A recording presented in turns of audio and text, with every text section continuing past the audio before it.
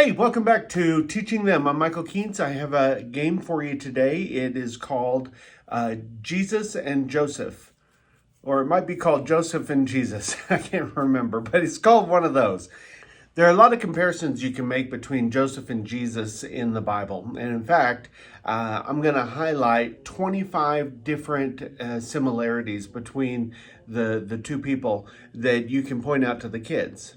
So why would God do this? Why would he make Joseph so similar to Jesus in so many respects? I think the reason is because there's a concept called shadows or types.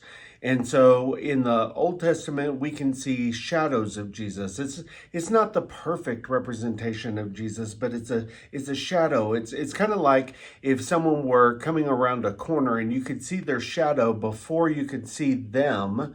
That's kind of the idea of a shadow in the Old Testament. It's we can see ahead of time what Jesus is going to look like, or a type of Jesus, meaning that Joseph shares characteristics with Jesus, but he is not Jesus. He's not perfect. He's not God, but he can point in the direction of Jesus, and that can build our faith because we can go, oh, wow, God knew what he was doing from the very beginning, from Genesis, the first book of the Bible. We can see that God had a plan, that God was working with intention. He knew specific details of how Jesus's life would be lived out, and he put clues in the Bible for us to be able to see those ahead of time.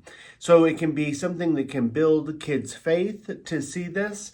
It can also be something that can help them to pay attention to parts of Jesus' life that maybe they didn't pay attention to before, because God's highlighting them in another story and wants to call our attention to them. So here's kind of how this works. I have two puzzles. The first one is a puzzle of Joseph. That's Joseph in his many-colored coat. And then I have another puzzle that is Jesus. And you'll notice they're in the same posture because I'm making a comparison between the two. And so we have a puzzle with Jesus, a puzzle with Joseph. Now, you might be able to tell there's some writing on each of the squares that are on there. So that writing is the comparison. But here's what I'm going to do. I'm going to pause the camera for a minute. I'm going to cut these into puzzle pieces, and then I'll come back and I'll show you kind of how I would run the game with the kids. Okay, as you can see, I have separated out the two puzzles. I've got 25 pieces for the Jesus part of the puzzle, and I've got 25 pieces for the Joseph part of the puzzle. And what I would invite the kids to do, I divide them into two groups. I give one group the Jesus part and one group the Joseph part. I probably would not mix the two puzzles, but hey, be creative if that works for you. But I would probably give them just the complete puzzle of each character, each person, and have them go, just not tell them anything about the words, but just have them build the puzzle. So I'm going to do that, and you'll kind of see how it all comes together.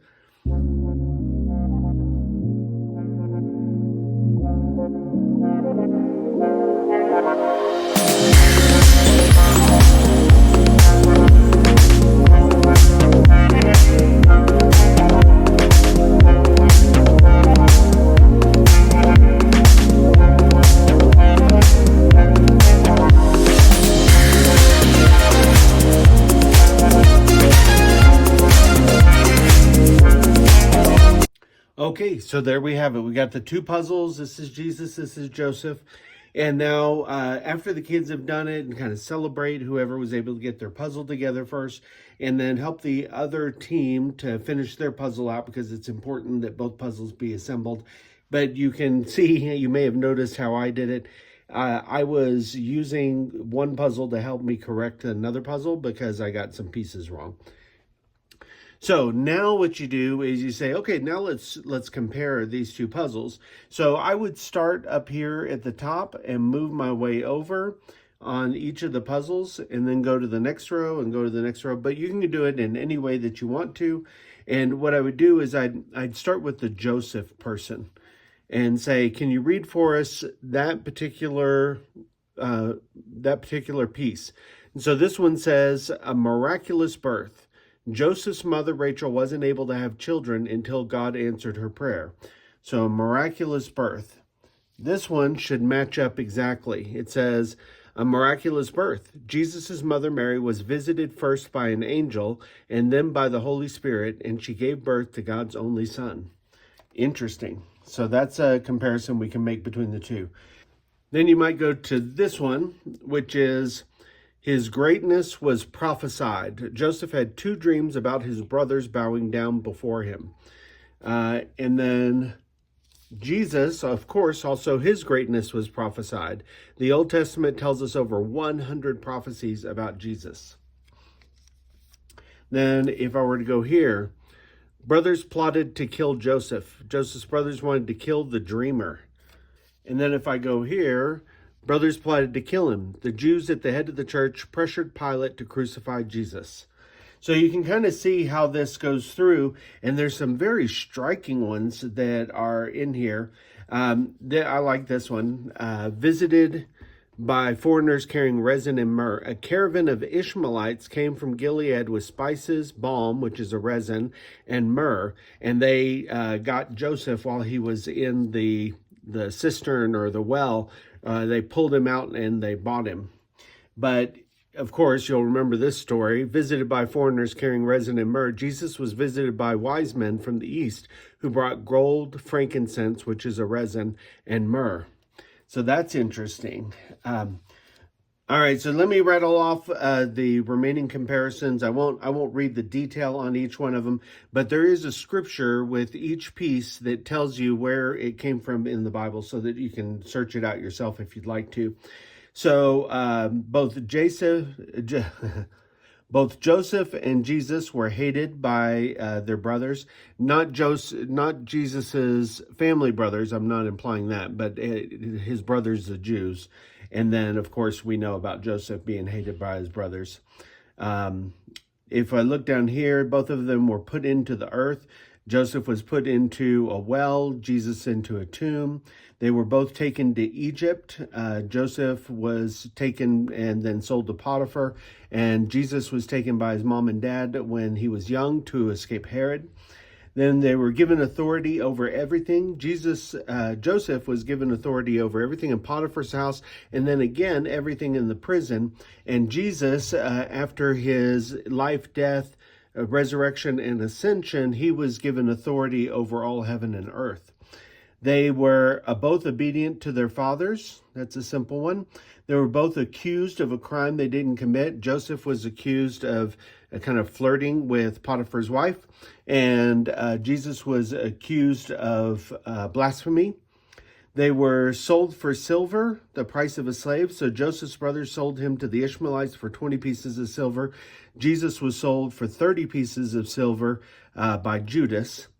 His robe was taken from him by his enemies. Joseph's robe was taken by his brothers. And you can remember they gambled they cast lots for Jesus's robe while he was on the cross. Not recognized by his own people. So Joseph's brothers, they didn't know who he was when they came to Egypt and saw him after so many years. And then Jesus, he wasn't recognized by the Jewish people who he came to save. He was punished between two criminals. So Joseph was put into prison with the cupbearer and the baker, and he was punished with those two. Jesus was hung between two thieves on the cross.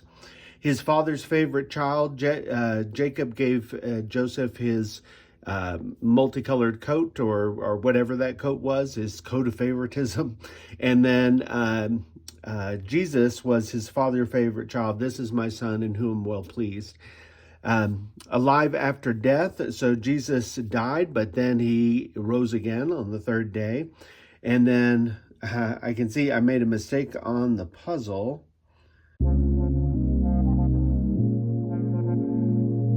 Alive after death, we know that Jesus rose on the third day. Joseph, his family thought he was dead, and he surprised them by being alive, but his father had already grieved him.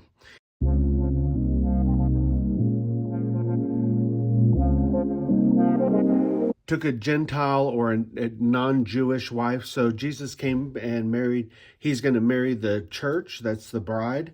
And then Joseph, he married Asenath, who was an Egyptian. Then we have tempted by the evil one. So Jesus was tempted by Satan in the wilderness, and Joseph was tempted by Potiphar's wife. Became the source of bread for all the world. So we know Jesus is the manna from heaven, the bread of life that came for us. And we also have him feeding the 5,000 and the 7,000. But Joseph, he became the source of bread because he stored up all of Pharaoh's grain, and he bought grain, and then he was able to supply it when there was a famine in the world. Both of them were shepherds. So Jesus said, I'm the good shepherd, and Joseph actually was a shepherd. Forgave those who mistreated him. So Joseph forgave his brothers. And at the end of the story, Jesus said, forgive them, for they do not know what they're doing. His robe was dipped in blood. Joseph's brothers dipped his robe in blood and gave it to their father as proof that an animal had got him. And Jesus, it says that when he comes again in Revelation, it says that he will come with a robe dipped in his own blood. He saved many lives. So Joseph told his brothers that you meant this for harm, but God meant this to save many lives. And Jesus, of course, saved all of us. And then he began his greatest work at the age of 30. Joseph began ruling over Egypt when he was 30 years old. Jesus began his ministry when he was 30 years old. And then he's exalted to the second highest place. So Joseph was raised up to the second highest position in Potiphar's kingdom. And Jesus is raised to the right-hand throne of God the Father. So there's the comparison. And then you might just talk with them, do a little debrief and say, why do you think God put these clues in the Bible? What was he trying to do during that? It might be increase your faith. It might be tell us what to look for when Jesus came. It might be just to show us that there was a plan from the beginning, that God knew exactly what he was going to do. But talk with the kids about that. And there's a rhyme time at the end of the lesson. All right, so if you want to print out this lesson, you can go to www.teachingthem.org. I have the puzzles in there. I also have a helpful chart that makes the comparisons in a linear fashion so that it's easier for you to reference as the teacher. And you can play this with the kids. Love to hear your comments and know how it goes. God bless you. Have a great one. I'll see you next time.